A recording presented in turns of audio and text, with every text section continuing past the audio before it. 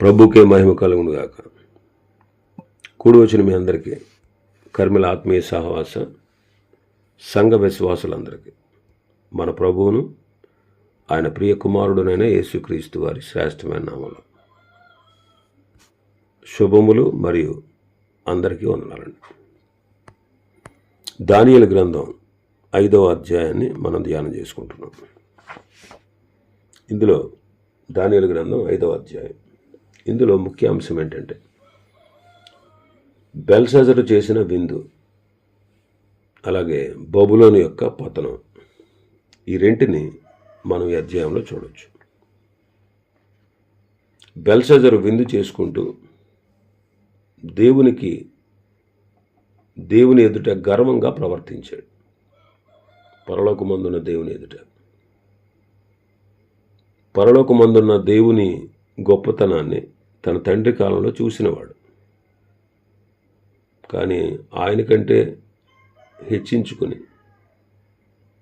ఆయన అవమానపరిచి ఆయన మందిర ఉపకరణాల్లో ద్రాక్షారసం పోసి త్రాగుచూ దేవునికి వ్యతిరేకంగా ప్రవర్తించాడు. అదే సమయంలో మానవ హస్తం వంటి హస్తపు వేళ్ళు ఆ రాజనగర్ గోడ మీద ఒక రాత రాసి వెళ్ళాయి. అది ఏంటో రాజుకి తెలియక చాలా కలత చెందాడు. అతని ముఖం వికారమైంది. చాలామందిని పిలిచాడు, అసలు దాని భావం ఏంటో, దాని అర్థం ఏంటో, ఆ రాత ఏంటో చెప్పమని. కానీ బబులోను దేశపు జ్ఞానుల వల్ల అది జరగలేదు. అది వాళ్ళకి తెలియలేదు. ఆ రాత ఏంటో, ఆ రాత భావం ఏంటో తెలియలేదు. కనుక తన తల్లి అయిన పెద్దరాణి చెప్పినటువంటి సలహా మేరకు దానియేలును పిలవనంపించాడు. దానియేలు వచ్చాడు. మొదటిగా అతని తప్పిదాలేంటో చూపించాడు దానియేలు. ఆ తర్వాత ఆ రాత యొక్క భావాన్ని తెలియజెప్పాడు. 24వ వచనం నుంచి 27వ వచనం వరకు దానియేలు ఆ వ్రాత భావాన్ని చెప్పాడు. కావున ఆయన ఎదుటి నుండి ఈ అరచేయి వచ్చి ఈ వ్రాతను రాసిన శాసనం ఏదనగా మెనే టెకెల్ ఉఫార్సిన్.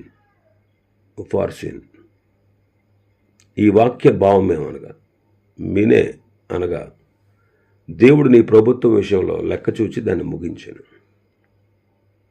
టెకేల్ అనగా ఆయన నిన్ను త్రాసులో తోచగా నీవు తక్కువగా కనబడితివి. ఫెరేస్ అనగా నీ రాజ్యము నీ యొద్ద నుండి విభాగింపబడి మాదీయులకును పారసీకులకును ఇయ్యబడును. దానియేలు గోడ మీద వ్రాత భావాన్ని ఈ విధంగా తెలియజేశాడు. ఈ మాటలేంటో, వీటి ద్వారా దేవుడు వెల్లడిస్తున్న సంగతి ఏంటో దానియేలు చెప్పాడు. మెనే అంటే దేవుడు నీ ప్రభుత్వం విషయంలో లెక్క చూచి దాన్ని ముగించాడు. దేవుడు నీ ప్రభుత్వం విషయంలో దాన్ని లెక్క చూచి ముగించాడు అని అర్థం. అందుకే ఇర్మియా గ్రంథంలో ముందే చెప్పాడు, అతని స్వదేశమునకు కాలం వచ్చే వరకు సమస్త జనులు అతనికి అతని కుమారుని కుమారునికి దాసులయందురు. కాబట్టి అతని ప్రభుత్వం విషయంలో లెక్క చూసి ముగించాడు. బెల్షాజరు పరిపాలన రోజులు లెక్కింపగా అవి సంపూర్ణమైనవి అన్నాడు. టెకేల్ అనగా ఆయన నిన్ను త్రాసులో తోచగా నీవు తక్కువగా కనపడితివి అంటున్నాడు. ఆయన నిన్ను త్రాసులో తోచగా నీవు తక్కువగా కనపడితివి. యోబు గ్రంథంలో అదే అంటాడు యోబు గారు, న్యాయమైన త్రాసులో ఆయన నన్ను తూచునుగాక అంటాడు. న్యాయమైన త్రాసులో ఆయన నన్ను తూచునుగాక అంటాడు. ఆయన నన్ను తూచునుగాక. కీర్తనకారుడు అంటాడు 62వ కీర్తనలో, అల్పులైన వారు ఒట్టి ఊపిరై ఉన్నారు, గనులైన వారు మాయాస్వరూపులు, త్రాసులో వారందరూ తేలిపోవుదురు అంటాడు. త్రాసులో వాళ్ళందరూ తేలిపోతారు అంటాడు. కాబట్టి ఆయన ఆత్మలను పరిశోధించేవాడు, ఆత్మలను పరిశోధించేవాడు, వారి యొక్క విషయాన్ని సరిచూచువాడు. కాబట్టి త్రాసులో తేలిపోయాడు.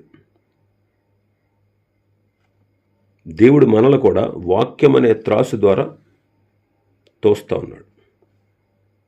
మనం కూడా వాక్యముతో మనల్ని మనం సరితూచుకోవాలి. కీర్తనకారుడు అంటాడు కదా 119లో 9వ వచనం, 119వ కీర్తన 9వ వచనం, యవనస్తులు దేని చేత తమ నడత శుద్ధిపరుచుకుందరు, నీ వాక్యమును బట్టి దానిని జాగ్రత్తగా చూచుకున్నట చేతనే కదా. వాక్యాన్ని బట్టి మనం తూచుకోవాలి. దివారాత్రము దానిని ధ్యానించేవాడు ధన్యుడు అంటాడు 1వ కీర్తనలో. దుష్టుల ఆలోచన చొప్పున నడవక, పాపుల మార్గమున నిలవక, అపహాసకులు కూర్చుండు చోట కూర్చుండక, యెహోవా ధర్మశాస్త్రమునందు ఆనందించుచు దివారాత్రులు దానిని ధ్యానించువాడు ధన్యుడు అనే ఈ వాక్యానికి మనం సరిపోతున్నామా? మనం తూచుకోవాలి. మీరు విసుగక నిత్యము ప్రార్థన చేయండి అన్నాడు ప్రభు. ఆ వాక్యానికి మనం సరితూగుతున్నామా? ఆ వాక్యానుసారంగా నడుస్తున్నామా? ఆ వాక్యానికి సరిపోతున్నామా? నేను మిమ్మల్ని ప్రేమించినట్టే మీరును ఒకరినొకరు ప్రేమించుడి అన్నాడు. ఇలాగా అనేకమైన వాక్యాలు ఉన్నాయి పరిశుద్ధ గ్రంథంలో. నీ నీతిని, నీ రక్షణను నా నోరు దినమెల్లా వర్ణించును అంటాడు కీర్తనకారుడు. ఈ వాక్యానికి మనం సరిపోతున్నామా? సరితూచుకుంటున్నామా? వాక్యానుసారంగా నడుస్తున్నామా? ఇలా ఎన్నో వాక్యాలు ఉన్నాయండి పరిశుద్ధ గ్రంథంలో. ఆ వాక్యాలకి మనల్ని మనం సరిపోతున్నామా, సరితూచుకుంటున్నామా అనే విషయాన్ని మనం జాగ్రత్తగా చూసుకోవాలి. ఫెరిస్ అంటే నీ రాజ్యము నీ వద్ద నుండి తీయబడి మాదీయులకు, పారసీకులకు ఇవ్వబడుతుంది అన్నాడు. ఫెరిస్ అనగా 27-28 వచనాలు. నీ రాజ్యము నీ వద్ద నుండి విభాగింపబడి మాదీయులకు, పారసీకులకు ఇయ్యబడు. అది ఆ రాత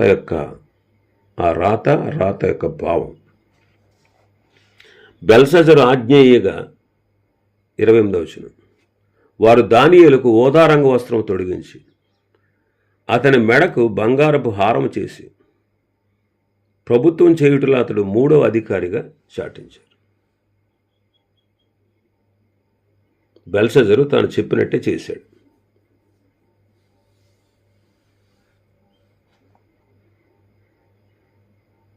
కాబట్టి దానియేలు కూడా దాన్ని అంగీకరించాడు. ఎందుకంటే బహుశా బబులోనులో తర్వాత కాలంలో పరిపాలించే కొత్త రాజుల కాలంలో యూదులకి తన ద్వారా ఏదైనా మేలు జరుగుద్ది అని దానియేలు దాన్ని అంగీకరించి ఉండొచ్చు. 3వ అధిపతి దానియేలు అన్నమాట. బెల్షస్సరు ఏమో 2వ వాడు.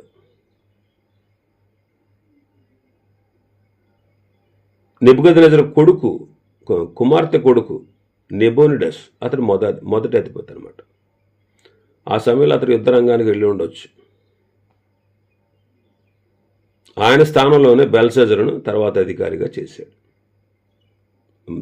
బెల్షస్సరు 2వ అధికారిగా ఉన్నాడు, దానియేలు 3వ అధిపతి. కోరెషు ఆ రాత్రే బబులోను పట్టణాన్ని పట్టుకున్నాడు. కల్దీయుల రాజ్యము అంతమైపోయింది.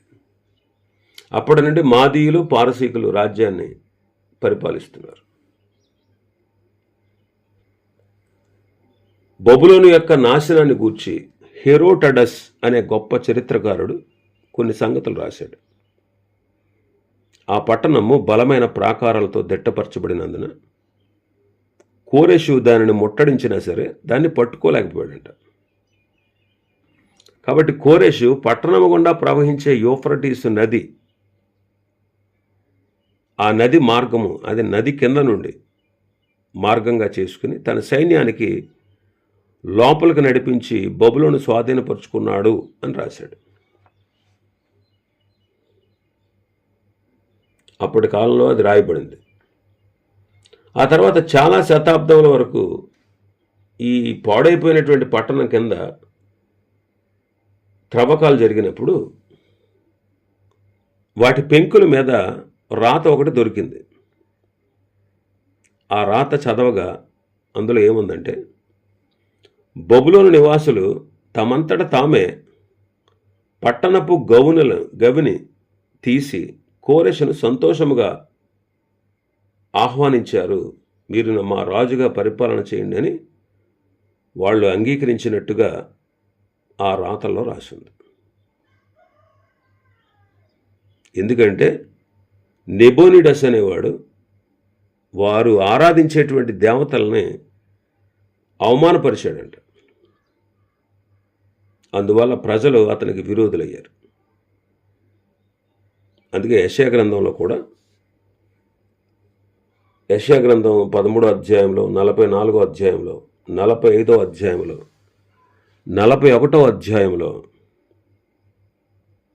బబులోను పట్టణాన్ని పట్టుకున్నవాడు ప్రఖ్యాతి పొందిన రాజు కోరెషు అని గురించి రాయబడింది, కానీ దర్యావేషుని గురించి రాయబడలేదు. కానీ బబులోనుని పరిపాలించమని కోరెషు దర్యావేషును నియమించాడు. ఎందుకంటే మాదీయుల రాజవంశంలో మహారాజుల్లో గొప్పవాడనమాట దర్యావేషు. ఈ దర్యావేషు దానియేలును కూడా తన రాజ్య వ్యవహారాల్లో ఎక్కువ సంబంధాన్ని, అధికారాన్ని కలిగజేశాడు. కాబట్టి దాన్ని బట్టి అతని పేరు, దర్యావేషు రాజు అయ్యాడనే పేరు కనబడతా ఉంది. ఈ విషయాన్ని మనం చదువుతూ ఉంటే 3 సంగతులు మనకి కనబడతా ఉన్నాయి. మోసకరమైన నిర్భయతతో వారు విందు ఆరగిస్తూ ఉన్నారు, సంతోషిస్తూ ఉన్నారు, శాంతంగా ఉన్నట్లు కనబడతా ఉన్నారు. ఒక ప్రక్క నెబోనిడస్ యుద్ధానికి వెళ్ళాడు. ఇతడేమో బెల్షస్సరు విందు చేసుకుంటున్నాడు. అసలు భయం లేదు. ఒక పక్క యుద్ధం జరుగుతుందన్న భయం లేదు. వాడు విందుల్లో మునిగి తేలుతా ఉన్నాడు, సంతోషిస్తూ ఉన్నాడు. అసలు ఏ విధమైన భయం లేకుండా శాంతంగా ఉన్నట్టు కనబడతా ఉన్నాడు. ఆ సమయంలో హఠాత్తుగా అతనికి నాశనం సంభవించింది. అదేవిధంగా అన్యజనుల ప్రభుత్వ అధికారం కూడా ముగియబడతాది ఒక దినాన అని వాక్యం మనకు తెలియజేస్తుంది. లోకము విందులు వినోదాల యందు నిమగ్నమై అంత్యము సమీపిస్తూ ఉంది అనే విషయం ఎవ్వరూ గమనించట్లేదు. అందుకే పౌలు గారు ఏమని రాశాడంటే తిమోతి పత్రికలో, అంత్యదినములలో మనుషులు ఎలా ఉంటారో రాస్తూ, అంత్యదినాల్లో మనుషులు స్వార్థప్రియులు. ఒకసారి చదువుదాం. తిమోతి రెండవ పత్రిక 3వ అధ్యాయం మొదటి నుంచి. అంత్యదినములలో అపాయకరమైన కాలములు వచ్చినని తెలుసుకున్నాము. ఎలాగనగా మనుషులు స్వార్థప్రియులు, ధనాపేక్షులు, బెంకములాడువారు, అహంకారులు, దోషకులు, తల్లిదండ్రులకు అవిధేయులు, కృతజ్ఞత లేని వారు, అపవిత్రులు, అనురాగరహితులు, అతిద్వేషులు, అపవాదకులు, అజితేంద్రియులు, క్రూరులు, సజ్జన ద్వేషులు, ద్రోహులు, మూర్ఖులు, గర్వాంధులు, దేవుని కంటే సుఖానుభవం ఎక్కువగా ప్రేమించువారు, పైకి భక్తి గలవారే ఉండి దాని శక్తిని ఆశ్రయించిన వారయ్యుందురు. ఓ తిమోతి, ఇలాంటి వారికి నీవు విముఖుడవై ఉండు అంటే. అంత్యదినాల్లో ఇప్పుడు ప్రస్తుత కాలంలో ఉన్నటువంటి ప్రజలు అలాగే ఉన్నారు. అన్ని జనుల సంగతి నేను చెప్పట్లేదు, దేవుని పిల్లలు కూడా అలాగే ఉన్నారు. అన్ని జనులే ఒక విధంగా నయం, బెటర్ అనిపిస్తారు. ఎక్కడ చూసినా సరే స్వార్థప్రియులు అన్నమాట. ధనాపేక్షాపరులు, బెంకములాడేవారు, అహంకారులు, దోషకులు, తల్లిదండ్రులకు అవిధేయులు, కృతజ్ఞత లేనివారు, అపవిత్రులు, అనురాగరహితులు, అతిగా ద్వేషించేటువంటి మనసు కలిగిన వారు, అనేకుల మీద నిందలు వేసేవారు, జీవితాన్ని అపవిత్రం చేసుకునేవారు, క్రూరంగా ప్రవర్తించేవారు, మంచివారిని ద్వేషించేవారు, ద్రోహులు, మూర్ఖులు, గర్వాంధులు, ఇందులో దేవుని కంటే సుఖానుభవాన్ని ఎక్కువగా ప్రేమించేవారు, పైకి భక్తి గలవారుగా ఉండి దాని శక్తిని ఇలా ఉంటారు అని చెప్పాడు. కాబట్టి మనుషులు దేవుని కంటే సుఖానుభవాన్ని ఎక్కువగా ప్రేమిస్తారు అని పౌలు రాశాడు. అలా ఉంది ఈ లోక పరిస్థితి. రెండవది, యేసు తన శిష్యులతో ఆయన రెండవ రాకడ ముందు జనులు ఎలా ఉంటారో చెప్పాడు. జనులు తినుచు, త్రాగుచు, పెండ్లి చేసుకుంటూ పెండ్లికి ఇస్తూ ఉంటారు అన్నాడు. ఈరోజు చూడండి, వివాహ సంబంధాల్లో దుర్నీతి ఎంతో అధికంగా కనబడతా ఉంది. ప్రస్తుతం ఈ ప్రవచనం నెరవేర్చబడతా ఉంది. మూడవది, బాబెలు నాశనం చేయబడినప్పుడు గొప్ప నాగరికత నశించిపోయింది. అలాగే అన్యజనుల ప్రభుత్వం కూడా అంత్యదినమున ఈ గొప్ప లోక నాగరికత అంతా కూడా నాశనం చేయబడుతుంది. కాబట్టి ప్రభు వస్తున్నాడు. ప్రభు రెండోసారి త్వరగా వస్తున్నాడు. మనం రక్షించబడాలి. క్రీస్తునందు విశ్వాసం ఉంచి మారు మనసు పొంది రక్షణ పొందాలి. ఒకవేళ రక్షణ పొందకపోతే తర్వాత ఉగ్రత పాలవుతావు. మరి ఒక తరుణం నీకు ఉండకపోవచ్చు. కావున ప్రభు అన్నాడు తన వాక్యంలో, ఇదే అనుకూల సమయం, ఇదే రక్షణ దినం అన్నాడు. కాబట్టి ఈ సమయం ఉండగానే నీవు నేను ఆయన వాక్యాన్ని విని రక్షణ పొందాలి. లేకపోతే హఠాత్తుగా నాశనం సంభవిస్తే తర్వాత నీవు నేను తప్పించుకోలేం. కాబట్టి రక్షణ పొందడం చాలా ప్రాముఖ్యం. ఇక్కడ ఈ గోడ మీద ఆ రాతను మనం చూసాం. పరిశుద్ధ గ్రంథంలో దేవుని వ్రాతలు 4 మనకు కనబడతాయి. ఒకటి, 10 ఆజ్ఞలు గల పలకలు. దేవుడే తన వ్రేలుతో రాశాడు. అది ధర్మశాస్త్రము అని కూడా చెప్పచ్చు. నిర్గమాకాండం 31వ అధ్యాయం 18వ వచనం. మరియు ఆయన సీనాయి కొండ మీద మోషేతో మాట్లాడుట చాలించిన తరువాత ఆయన తన శాసనములు గల 2 పలకలను, అనగా దేవుని వ్రేలుతో రాయబడిన రాతి పలకలను అతనికిచ్చాను. ఇది ధర్మశాస్త్రం. ధర్మశాస్త్రము పాపాన్ని చూపిస్తూ ఉంది. ఈ పలకల మీద దేవుడు తన చేతి వ్రేలుతో, ఆయన వ్రేలుతో 10 ఆజ్ఞలు రాశాడు. ఈ ఆజ్ఞలను మనం పాటించాలి. ఆజ్ఞాతిక్రమమే పాపం. కాబట్టి ధర్మశాస్త్రము పాపాన్ని చూపిస్తూ ఉంది. దేవుడు రాసిన మొదటి రాత పాపాన్ని సూచిస్తూ ఉంది. ఇక్కడ రెండవ రాత మనం చూసాం. బెల్షెజర్ కాలంలో గోడ మీద రాయబడింది. ఇది రెండవ రాత. ఆ రెండవ రాత ఏం చూపిస్తుందంటే శిక్షను చూపిస్తూ ఉంది. బెల్షెజరు తండ్రి అయిన నెబుకద్నెజరుకు దేవుడు చేసిన అన్ని విషయాలు ఎరిగి దేవునికి లోపడక తన్ను తానే హెచ్చించుకొని తాను, తన రాణులు, ఉపపత్నులు యెరూషలేము మందిరంలో నుండి తెచ్చిన పవిత్ర ఉపకరణాలు ద్రాక్షారసం పోసి త్రాగుచు తమ దేవతలను స్తుతిస్తూ ఉండగా మానవ హస్తం వంటి వ్రేళ్లు కనబడి గోడ మీద రాత రాశాడు. దీని భావం ఏంటంటే, దేవుడు నీ ప్రభుత్వ విషయం లెక్క చూసి నేను ముగించాడు. త్రాసులో నిన్ను తూచినప్పుడు తేలిపోయావు. నీ రాజ్యము నీ వద్ద నుండి తీసివేయబడుతుంది. ఆ రాత్రే బెల్షజరు హతమయ్యాడు. ఇది శిక్షను చూపించే రాత.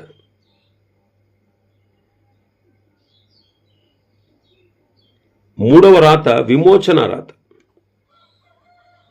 ప్రభు శరీరధారిగా ఉన్నప్పుడు శాస్త్రుల పరిచయాలు వ్యభిచారమందు పట్టబడిన స్త్రీని తీసుకుని వచ్చారు. బోధకుడా, ఈ స్త్రీ వ్యభిచారం చేయుచుండగా పట్టబడింది, అట్టి వారిని రాళ్ళు రుబ్బి చంపాలని మోసే ధర్మశాస్త్రంలో మనకు ఆజ్ఞ ఉంది కదా, నీవేం చెబుతావని శోధించుటకు ఆయన అడిగారు. మరి వ్యభిచారం చేస్తున్నప్పుడు పట్టబడినప్పుడు మరి అతడేడి వేరే వాడేడి, ఆయన కూడా తీసుకురావాలి కదా. ఈ స్త్రీని మాత్రమే తీసుకొచ్చారు. ఆయన ఏం చెబుతాడో శోధిద్దాం. ధర్మశాస్త్రానికి విరుద్ధంగా చెప్తాడా? ధర్మశాస్త్రానికి విరుద్ధంగా చెప్తే ఇదిగో ఈ ధర్మశాస్త్రం పాటించట్లేదని మనం నింద మోపొచ్చు, ఆయనకు కూడా శిక్ష విధించవచ్చు అన్నట్టుగా తీసుకొచ్చారు. ఆయన అప్పుడు చేస్తున్న పని ఏంటంటే వంగి నేల మీద ఏదో రాస్తున్నాడు. ఏంటో తెలియదు మనకు. వాళ్ళు పట్టు వదలగా ఆయన అడుగుతా ఉన్నారు. తలెత్తి చూసి, మీలో పాపం లేనివాడు మొదట ఆమె మీద రాయొచ్చు, తర్వాత మిగిలిన వారు వేయచ్చు అని మరలా వంగి నేల మీద ఏదో రాస్తున్నాడు. వాళ్ళు ఈ మాటలు విని అందరూ కూడా మనస్సాక్షి చేత హెచ్చరింపబడిన వారే బయటికి వెళ్ళిపోయారు. అప్పుడు ప్రభువైన యేసుక్రీస్తు వారు తలెత్తి చూసి, అమ్మ వారు ఎక్కడున్నారు, ఎవరు నీకు శిక్ష విధించలేదా అని అడిగారు. లేదు ప్రభు అంది. అందుకు ఆయన అన్నారు, నేను కూడా నీకు శిక్ష విధించను, ఇక నువ్వు వెళ్ళి పాపం చేయొద్దు అని చెప్పాడు. యోహాను సువార్త 8వ అధ్యాయంలో చూస్తాం ఈ సంఘటన. ప్రభువా అని నోరు తెరిచి ప్రభు ఆమెను మాట్లాడించాడు. అమ్మ ఏరి వాళ్ళు అమ్మాని సంబోధించాడు.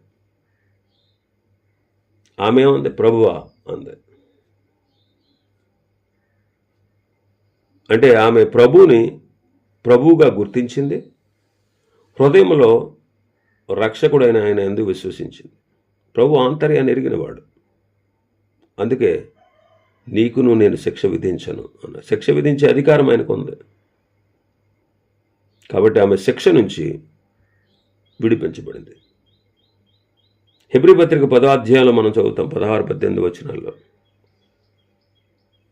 హెబ్రీ పత్రిక 10వ అధ్యాయం 16వ వచనం నుంచి, ఎలాగనగా ఈ దినములైన తర్వాత నేను వారితో చేయబో నిబంధన ఇదే, నా ధర్మ విధులను వారి హృదయమునందుంచి వారి మనస్సు మీద వాటిని రాయుదును అని చెప్పిన తర్వాత వారి పాపములను, వారి అతిక్రమములను, వారి అక్రమములను ఇక ఎన్నటికీ జ్ఞాపకం చేసుకోనను అని ప్రభు చెబుతున్నాడు. నా ధర్మ విధులను వారి హృదయమునందుంచి వారి మనస్సు మీద వాటిని రాస్తాయి. ఇది 4వ రాత. మొదటి రాత పాపాన్ని సూచిస్తుంది, 2వ రాత శిక్షను సూచిస్తూ ఉంది, 3వ రాత విమోచనను, విడుదలను, రక్షణను సూచిస్తూ ఉంది, 4వ రాత విమోచింపబడిన వారు పరిశుద్ధంగా జీవించాలనే రాత. కాబట్టి విమోచించబడిన వారు, రక్షించబడిన వారు పరిశుద్ధంగా జీవించాలి. కాగా ఎవడైనా క్రీస్తునందున ఎడల వాడు నూతన సృష్టి, పాతవి గతించిన ఇదిగో క్రొత్తవాయ్. పేతురు గారు అంటాడు, ప్రభు దయాళుడని మీరు రుచి చూచిన ఎడల సమస్తమైన దుష్టత్వం, సమస్తమైన కపటము, వేషధారణ, అసూయ, సమస్త దోషణ మాటలు మాని క్రొత్తగా జన్మించిన శిశువులను పోలివారై నిర్మలమైన వాక్యమైన పాల వలన రక్షణ విషయంలో ఎదుగు నిమిత్తం ఆ పాలను అపేక్షించండి అన్నాడు. పేతురు మొదటి పత్రిక 1వ అధ్యాయం 14వ వచనంలో ఉంది, నేను పరిశుద్ధుడనే ఉన్నాను కనుక మీరు పరిశుద్ధులై ఉండురని రాయబడినది. కాగా మీరు విధేయులకు పిల్లలై మీ పూర్వపు దురాశలను విసర్జించి సమస్త ప్రవర్తన యందు పరిశుద్ధులై ఉండండి. కాబట్టి మొదటి రాత పాపాన్ని చూపిస్తుంది, 2వది పాపానికి వచ్చే శిక్షను చూపిస్తూ ఉంది, 3వది పాపముల నుండి, పాప శిక్ష నుంచి విమోచన కనబడతా ఉంది, 4వది పరిశుద్ధ జీవితాన్ని చూపిస్తూ ఉంది. ఈ 4 దేవుడు రాసిన రాతలు. కాబట్టి మనం పాపులు, ధర్మశాస్త్రం చెబుతూ ఉంది. పాపానికి శిక్ష కూడా ఉంది, కానీ శిక్ష నుంచి విడుదల పొందాలంటే ఆయన ప్రభువుగా రక్షకుడిగా స్వీకరించి ఆయన యందలి విశ్వాసము ద్వారా మనం మారు మనసు పొంది రక్షణ పొందాలి. రక్షణ పొందిన నీవు నేను పరిశుద్ధంగా జీవించాలి. ఇవి ఈ అధ్యాయంలో ఉన్నటువంటి విషయాలు. ప్రభు చిత్తమైతే మరొక అధ్యాయం రేపు దినం మనం ధ్యానం చేసుకుందాం. దేవుడి వర్తమాన వాక్యాన్ని మన వినికిడిలో ఆశీర్వదించునుగాక. ఆమేన్. ప్రార్థన చేసుకుందామండి. ఆనంద్ గారు